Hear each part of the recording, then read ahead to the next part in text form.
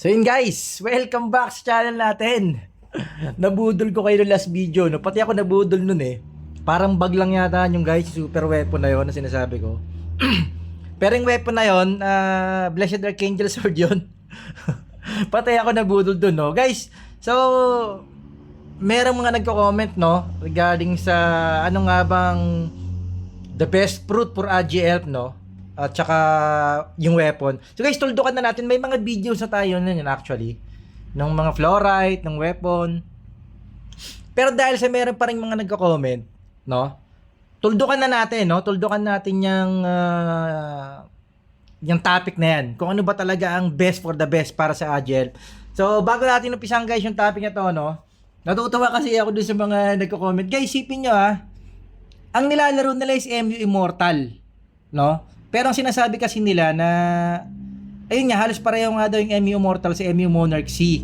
Yung nga lang ibang server sila eh, parang US, Europe. So guys, actually natutuwa ako sa mga nagko-comment talaga, kaya ako napipilitan gumawa ng video eh. So gawin natin, i-shoutout muna natin yung mga nagko-comment na yan sa MU Immortal na game, no? Nakapareho daw ng MU Monarch. Guys, sa lahat na naglalaro ng MU Immortal, nasang lupalop man kayo ng mundo, US, saan ba sila? Europe, o kung ano mga server yan, sana safe kayo lahat dyan sa gera, no? Shoutout sa inyo lahat na naglalaro ng MU Immortal game, no? Sa ibang server, ay sa ibang bansa. Kasi nasa ibang bansa na yung mga nagko-comment sa atin eh. So, salamat at naaabot sila ng video na to, nanonood sila ng mga videos natin, no? So, shoutout natin yung mga yan. Kung meron kayong gustong pag-usapan, kahit hindi sa AGL, kahit hindi sa Dragon Knight, message kayo rito, comment kayo, no, sa mga videos natin. Susubukan nating pag-usapan gaya nitong huling nag-comment, no. So, ayun nga. Sino ba tong huling nag-comment sa atin dun sa ano? Eto guys, wait lang guys, tingnan ko lang yung mga nag-comment sa eto, shoutout muna natin tong ibang nag-comment dito sa Monarch C. Si Warlock ng S9.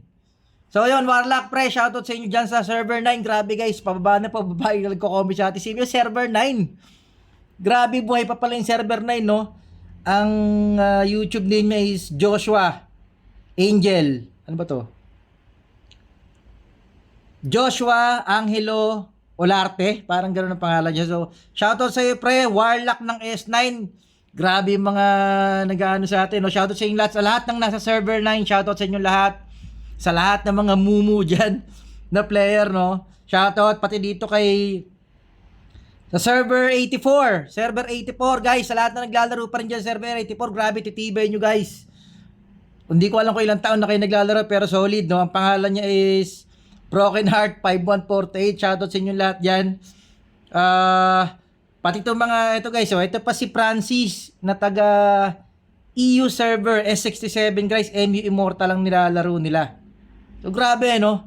Nakakaabot sa kanila yung mga videos natin. Anyway, guys, shoutout sa inyo lahat. Sa lahat ng gusto pa-shoutout, sige, comment kayo dyan. Kada gawa natin ng video, shoutout natin yung mga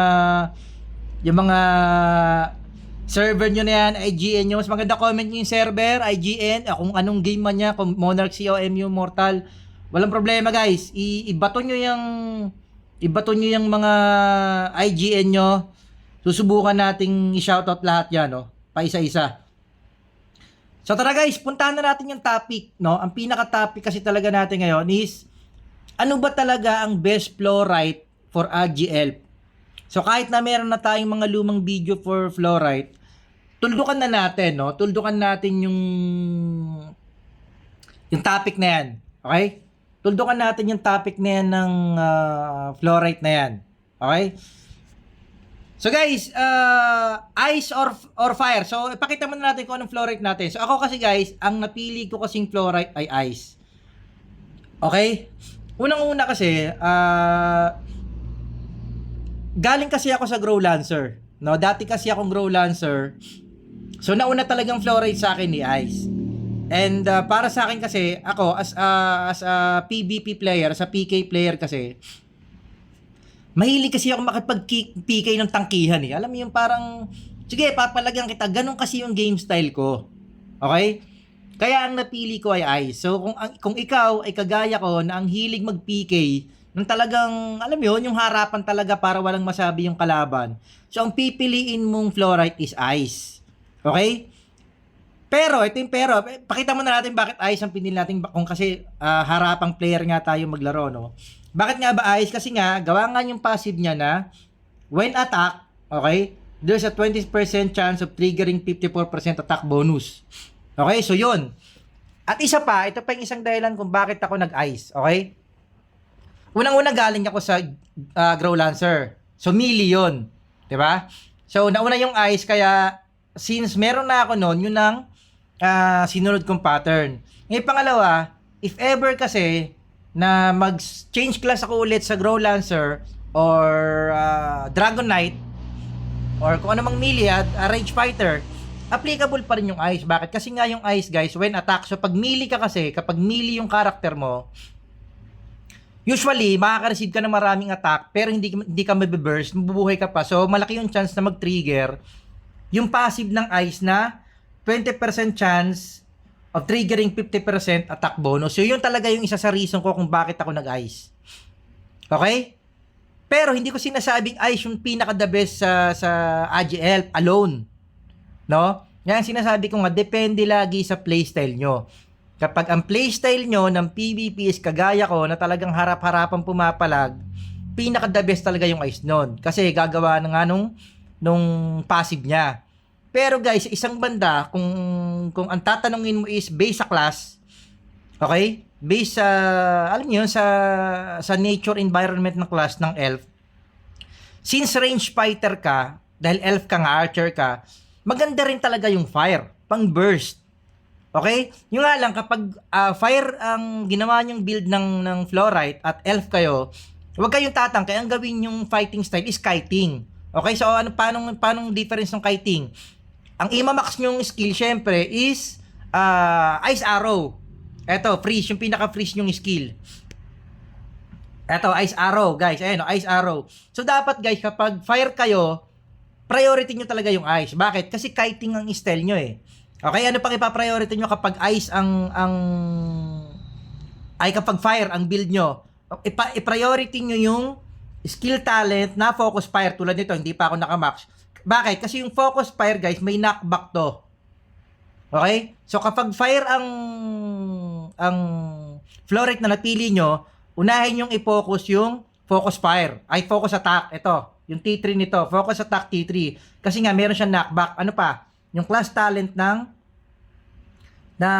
archer na itong quintuple shot upgrade. I-max nyo to. Bakit? Kasi meron ding knockback to. Ay, no guys, so may knockback ko. Okay? So, since ang gagawin nyo kapag fire kayo is kiting, burst damage, halimbawa,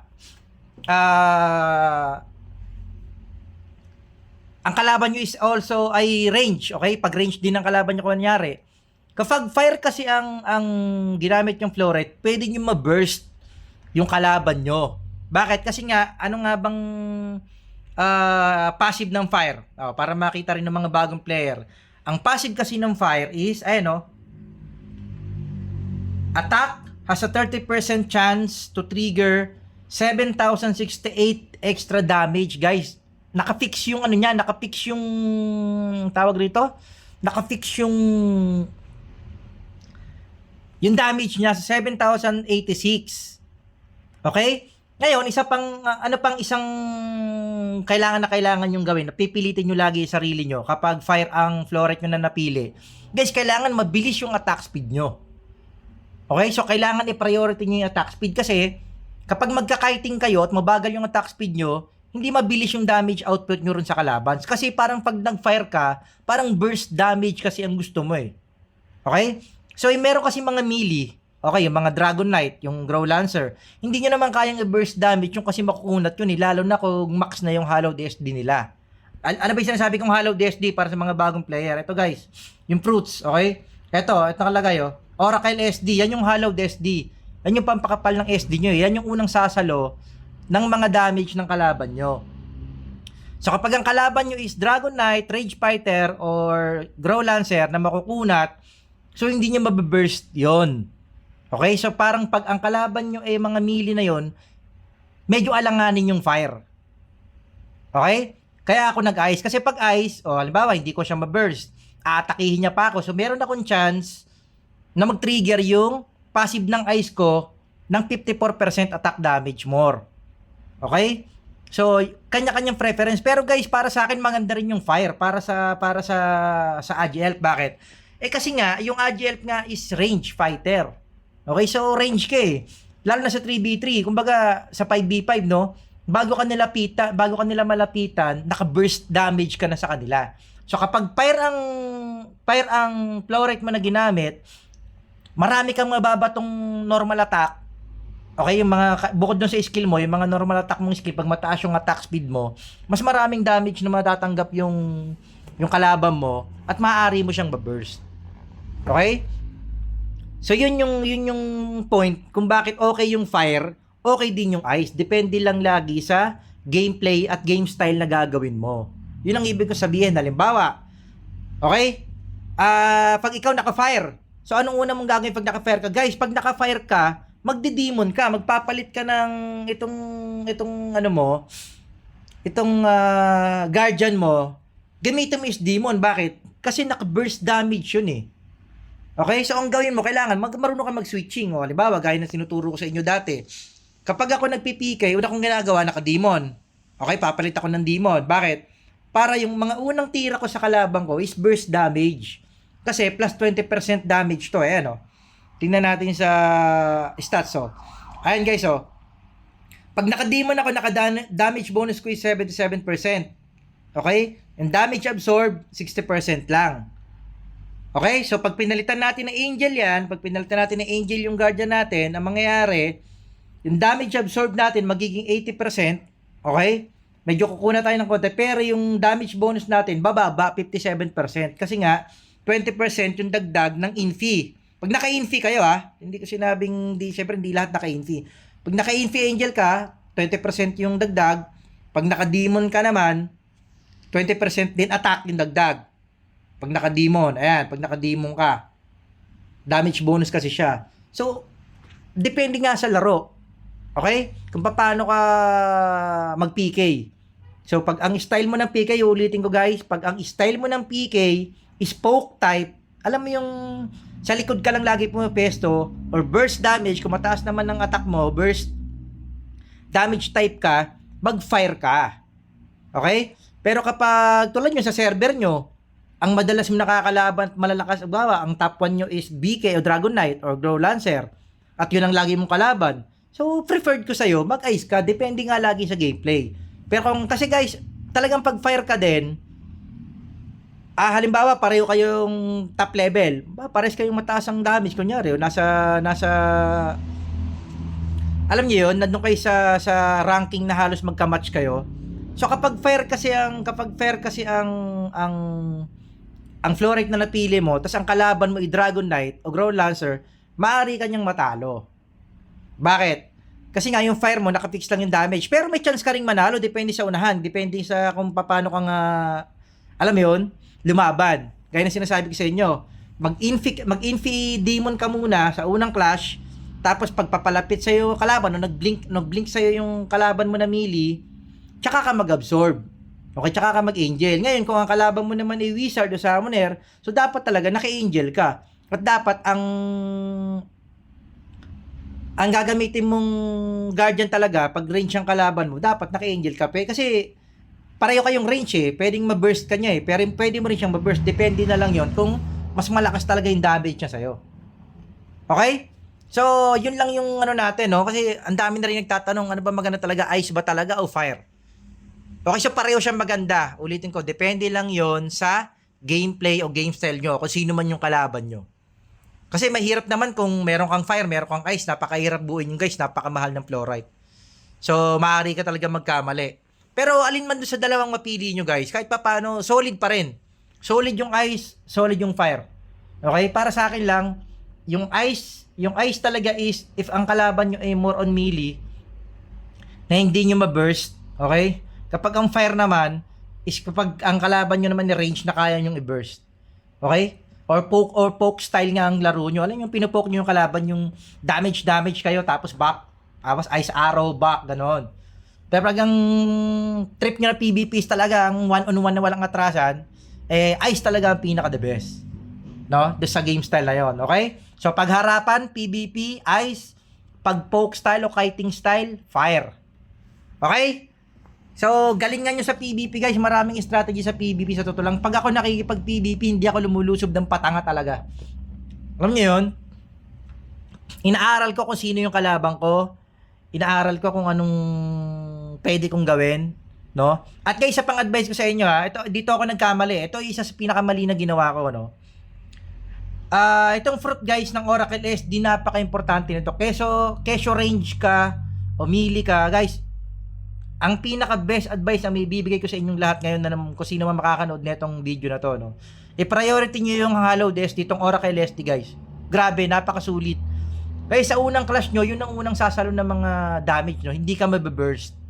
Yun ang pinakasilbi niya talaga. Pag naka-max yung Oracle SD nyo, hindi ka basta-basta mababurst kung hindi naman ganun kalaki yung diferensya ng attack power nyo ng kalaban mo. Okay? So, nagkamali kasi ako. Yung mga SD seed ko kasi, isinend ko dun sa Dragon Knight kasi ang iniisip ko, mas kailangan ng Dragon Knight yung Oracle SD na mamax kagad. So, dun ako nagkamali. Kahit range ka, Elf, Mage, no, MG, or Summoner ka man, guys, importante itong Oracle SD. Ngayon ko lang siya napagtanto kung gaano kalaki yung silbi niya. Okay, so ito yung pinaka-best tip na mabibigay ko sa inyong lahat na makakanood ng video na to. Kung range ka man, kung agile ka man, o summoner, mage, pa ba mga MG, okay? Bukod dun sa mga, kasi ang iniisip kasi ng iba na pang-melee lang siya eh. Yung Oracle SD, ang iniisip nila for Dragon Knight, for Dark, for Grow Lancer lang, or Rage Fighter. Guys, hindi. Napakalaki ng silbi ng Oracle SD. Okay? So, dun naman sa weapon na pinagtatalunan, guys, para sa akin talaga, ang pinaka-the best pa rin is attack speed. Okay? Kaya lang tong Quiver ko is damage up 15% kasi wala akong mabili. Okay? Naintindihan nyo, wala akong mabili. Pero ako, ang pinaka-gusto ko pa rin is attack speed. Gaya nung isa nag-comment sa atin, no? May nag-comment sa atin dito eh. Parang ang comment niya malinaw din eh. Teka lang ha. Guys ha, banggitin natin yung pangalan na nag-comment, no? Ang sabi niya sa comment niya is, saan na ba siya? Ang attack speed niya. Saan ba yung attack speed niya? May binanggit siya sa akin attack speed eh. So, hindi ko mahanap yung pangalan niya. No? Teka lang guys ha. Banggitin natin yung comment niya. Solid yung comment niya na yun para sa akin.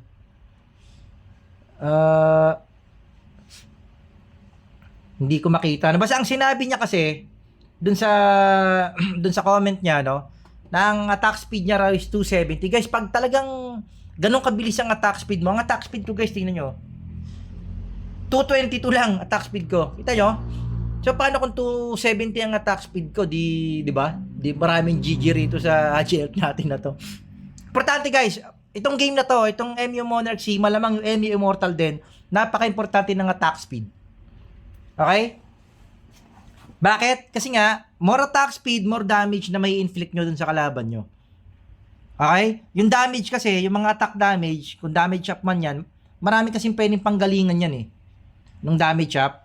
Kaya para sa akin, mas importante pa rin attack speed talaga.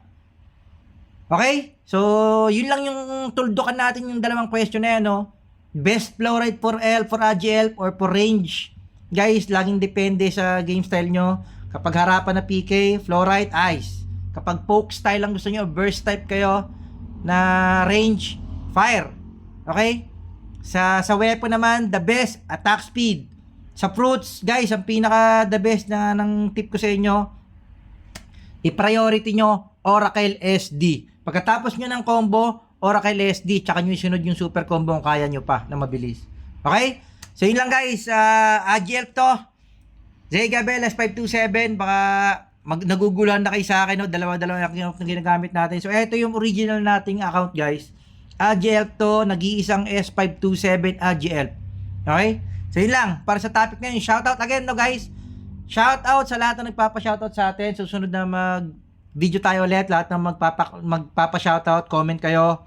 MU Immortal na players guys, salamat at nagtsatsaga kayo muna dito sa channel natin. Nakakarating to sa ibang bansa na channel natin, mga videos natin. No? Sana may naitutulong kahit papaano yung mga videos natin doon, lalo na sa mga new players. Okay? So yun lang guys, out tayo. Out.